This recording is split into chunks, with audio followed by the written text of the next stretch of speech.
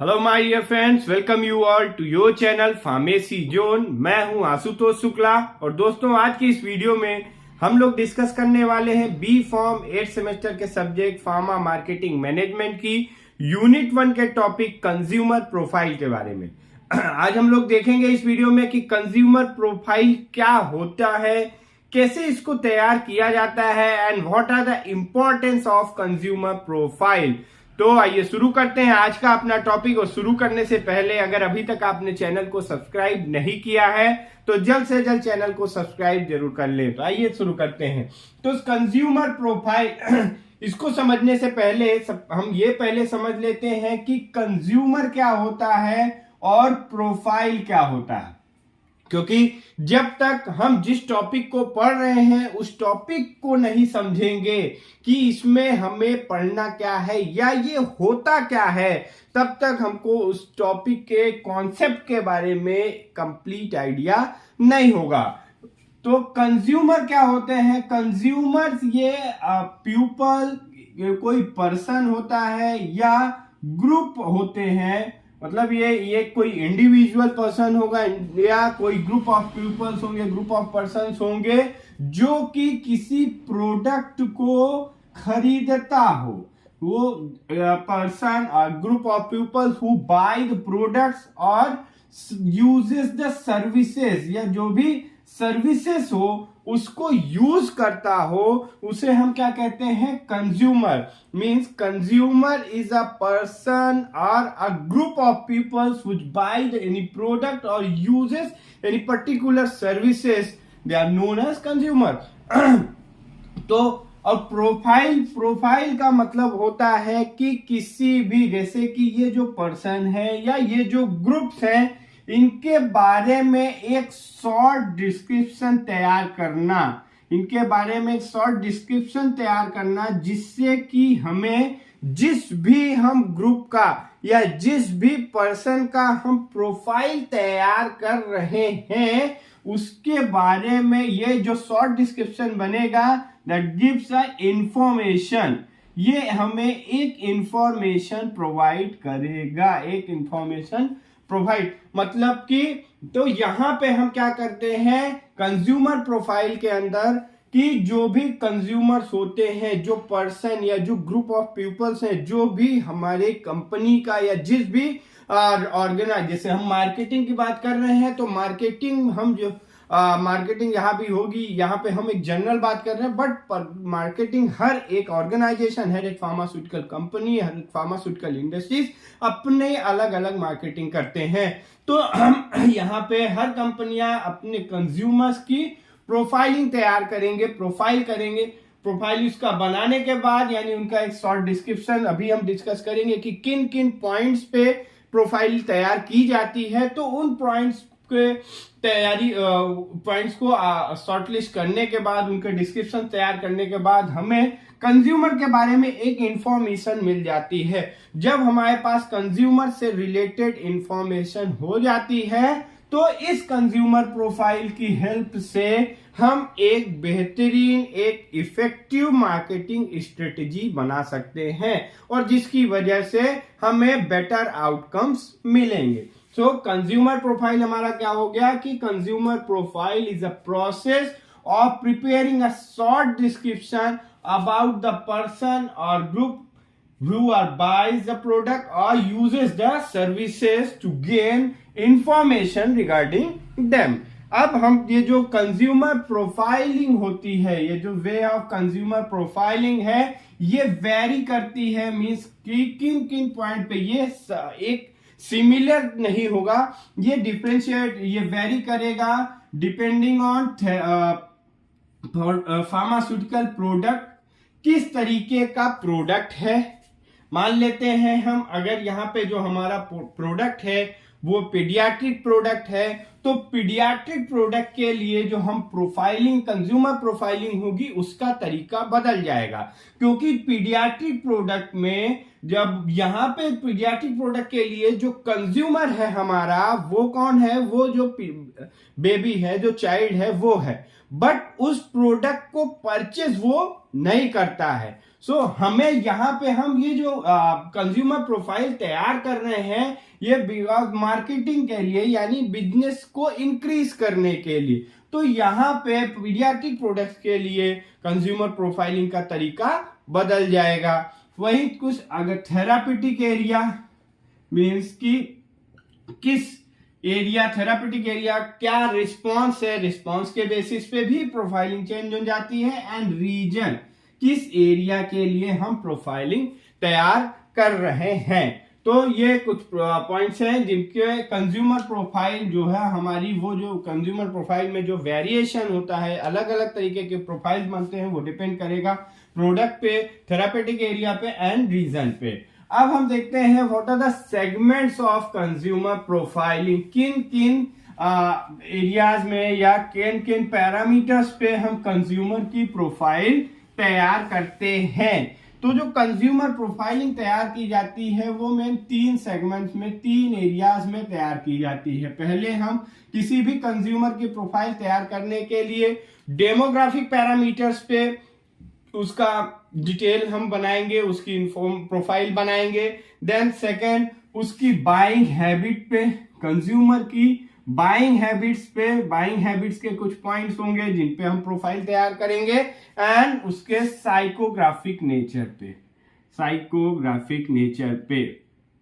इन 3 segments में, इन 3 attributes के basis पे किसी भी कंज्यूमर की प्रोफाइल को तैयार किया जाता है। तो डेमोग्राफिक में, डेमोग्राफिक सेगमेंट में हमारे कौन कौन से पॉइंट आएंगे, यहां पे आएगा सबसे पहला एज। हम जो भी कंज्यूमर है हमारा, उस कंज्यूमर की एज आइडेंटिफाई करते हैं। फिर उसका जेंडर, कंज्यूमर जो है वो हमारा मेल है फीमेल है, उसका जेंडर क्या है। देन इनकम, इनकम के सोर्स क्या है, education level, income education level, उसकी लाइफस्टाइल, देन फैमिली बैकग्राउंड,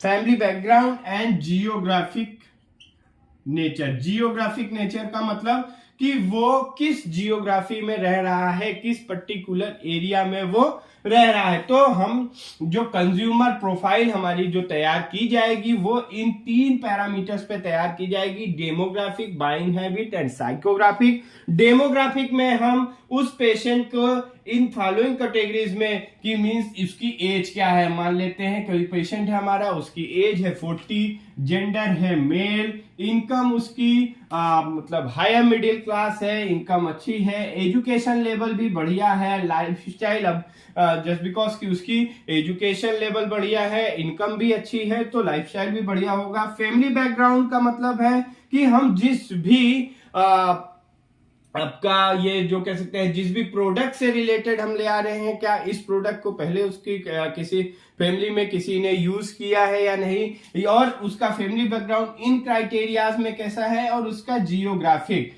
तो फिर इससे एक हमें इंफॉर्मेशन मिल जाएगी। देन नेक्स्ट आ जाएंगे हम बाइंग हैबिट। बाइंग हैबिट में सबसे पहला रोल, मींस की जो बाइंग हैबिट्स है उसपे क्या किसका मेन रोल है, बाइंग हैबिट मतलब वो किन चीजों से इन्फ्लुएंस होके किसी भी प्रोडक्ट को खरीदता है। फिर उसकी फ्रीक्वेंसी, प्रोडक्ट को कितना मतलब उसका परचेस करता है, एक बार में खरीद लेता है वो कंज्यूमर या कई बार में उसको परचेस करता है। उसके बाद ऑनलाइन परचेजिंग करता है, मोबाइल के थ्रू परचेजिंग करता है या ऑफलाइन परचेजिंग होती है। नेक्स्ट है आपका रिकमेंडेशन। रिकमेंडेशन का मतलब है कि कई बार कुछ कंज्यूमर्स ऐसे होते हैं, जैसे हम खुद का ही अगर आप लोग एग्जांपल लें तो हम कई बार कुछ प्रोडक्ट्स को ऐसे परचेस करते हैं जो दूसरों से रेफरेंस, जैसे कि अगर हमारे किसी फ्रेंड ने हमको रेफर किया कि ये फला ड्रग है, ये फला दवा है या ये कोई फला प्रोडक्ट है, इसमें बड़ा अच्छा रिस्पॉन्स है, इसको मैंने यूज किया हुआ, इसमें काफी फायदा है, तो हम उसकी रिकमेंडेशन पे भी प्रोडक्ट खरीदते हैं।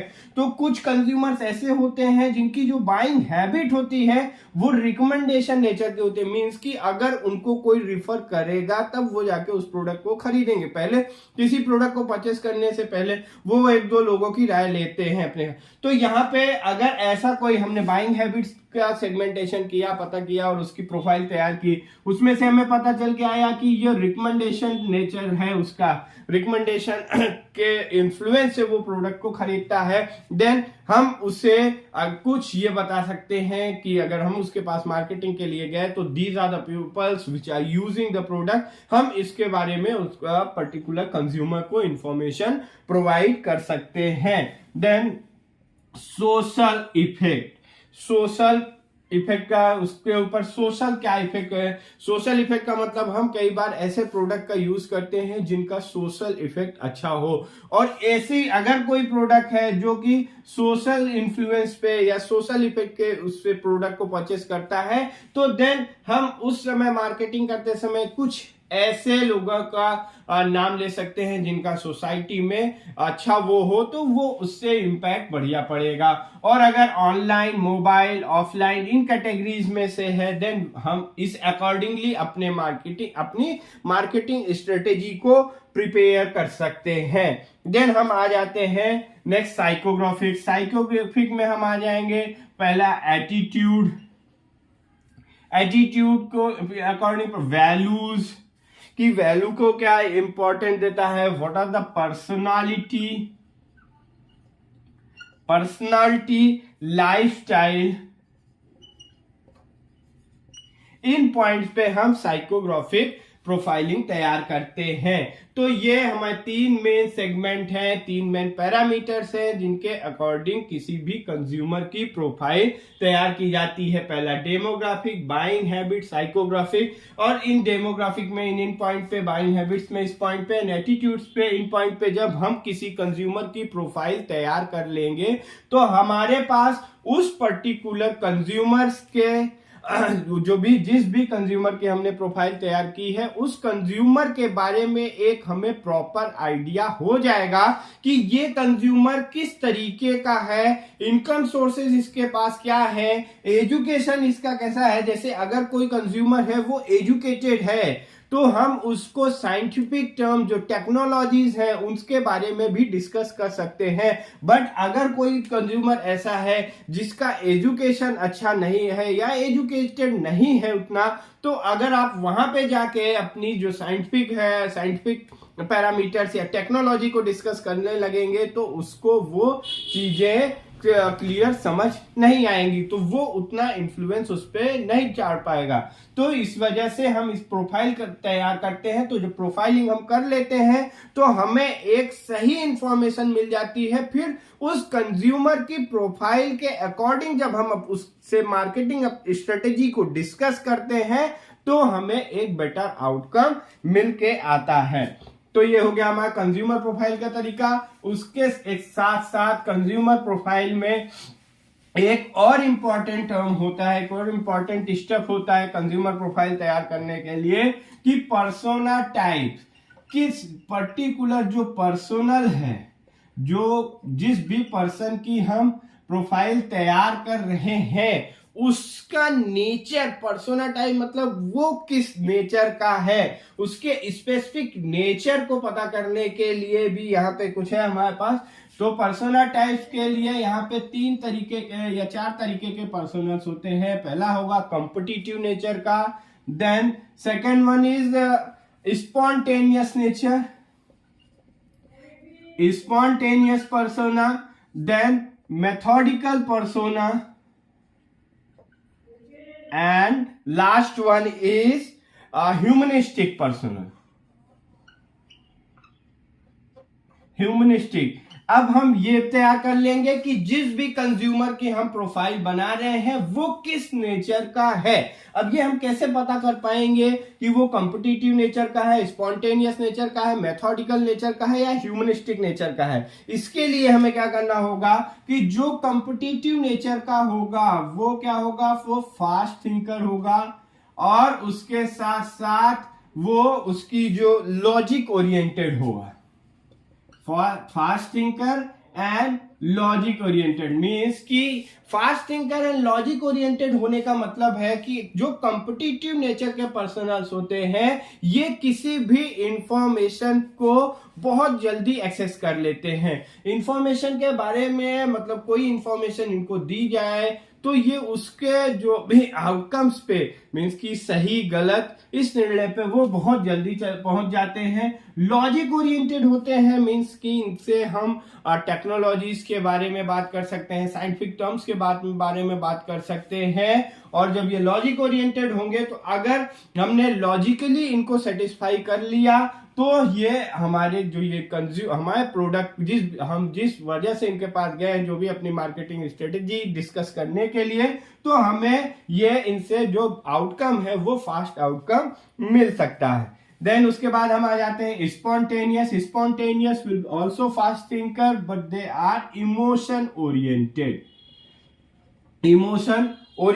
तो इमोशन ओरिएंटेड है तो यहाँ पे हमें ये जो हमारी इंफॉर्मेशन है, जो भी इंफॉर्मेशन हम डिस्कस करेंगे उसको ये फास्ट एसेस कर लेंगे, बट वहीं पे इनको हमें इमोशनल ओरिएंटेड है तो इसको हमें एश्योरेंस देना होगा कि we will be there for help you. Means कि अगर आप हमारा प्रोडक्ट यूज करते हैं तो जो भी हम सर्विसेज ऑफर कर रहे हैं इसके लिए वी विल बी देयर। तो अगर यहाँ पे क्योंकि इमोशनल ओरिएंटेड है तो हमें इनके साथ इमोशनली अटैच होना होगा। देन मेथोडिकल जो है ये स्लो थिंकर होगा बट ये इसका जो ओरिएंटेशन होगा ये लॉजिकल ओरिएंटेशन होगा। तो यहाँ पे ये हमारी इंफॉर्मेशन को तेजी से एसेस नहीं करेगा, टाइम लेगा किसी भी डिसीजन को के बारे में मतलब डिसीजन लेने के लिए, बट इस यहाँ पे हम इसको लॉजिकल इंफॉर्मेशन दे सकते हैं। वहीं पे ह्यूमनिस्टिक जो होंगे वो स्लो थिंकर होंगे एंड इमोशनल ओरिएंटेड होंगे। और slow thinker and emotional oriented होने पे हमें यहाँ पे इनको, क्योंकि ये स्लो थिंकर है, किसी भी डिसीजन में पहुंचने के लिए इनको थोड़ा टाइम लगेगा, बट हम इनको इमोशनली अगर अटैच कर लें, इमोशनली अटैच करने का यहाँ पे मतलब बस इतना है कि हम इनको ये बता पाए कि जो भी हमारा प्रोडक्ट है इस प्रोडक्ट में जो भी फीचर्स हैं वो बहुत अच्छे फीचर्स हैं, उसके साथ साथ जो हमारी जो कस्टमर और जो कंपनी का रिलेशनशिप है वो बहुत अच्छा है, हम जो भी इसमें सर्विसेज होते हैं वो सर्विसेज ऑन टाइम और बहुत अच्छी तरीके से सर्विसेज प्रोवाइड कराते हैं। तो देयर आर चांसेस कि ये हमारे प्रोडक्ट को यूज करें, ये हमारा इनका बिजनेस रिलेशनशिप बिल्डअप हो सके। तो ये कुछ पॉइंट्स है पर्सनल टाइप। जब इनकी हम प्रोफाइल तैयार कर लेते हैं तो हम एक तैयार करते हैं, एक अपना मॉडल तैयार करते हैं, कंज्यूमर प्रोफाइल का एक हम फॉर्मेट तैयार करते हैं कि वो उसका डेमोग्राफिक तैयार करते हैं, फिर उसकी बाइंग हैबिट्स क्या नेचर, उसका psychographic nature and which type of persona that customer is. फिर जब हम ये तैयार कर लेते हैं तो उस बेसिस पे हम अपनी मार्केटिंग स्ट्रेटेजी को यूज करते हैं।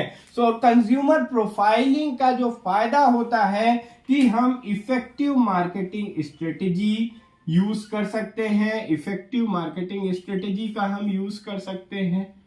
हम इससे हमें पता होगा कि हम यहाँ पे अगर हमने कंज्यूमर प्रोफाइल कर ली है तो फिर हम जो मार्केटिंग स्ट्रेटेजी होगी हमारी वो जनरल नहीं होगी, हम एक स्पेसिफिक मार्केटिंग स्ट्रेटेजी का यूज करेंगे।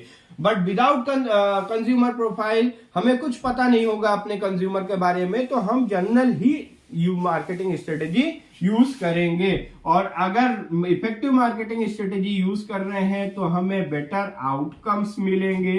बेटर आउटकम्स के साथ साथ हमें जो पेशेंट आउटकम्स भी हमारा इम्प्रूव होगा। और अगर पेशेंट आउटकम इम्प्रूव हुआ, आउटकम बेटर आउटकम हो गया, मार्केटिंग स्ट्रेटेजी हमने अच्छी यूज कर ली, तो जो हमारा बिजनेस है वो भी इंक्रीज करेगा। तो गाइस दिया था कंज्यूमर प्रोफाइल के बारे में। आई होप कि आपको ये टॉपिक समझ में आया होगा। इस टॉपिक से रिलेटेड कोई भी क्वेरी हो तो आप कमेंट बॉक्स में ड्रॉप कर सकते हैं एंड टॉपिक के पीडीएफ नोट्स को आप डिस्क्रिप्शन बॉक्स में दिए हुए लिंक से डाउनलोड कर सकते हैं। Thank you very much.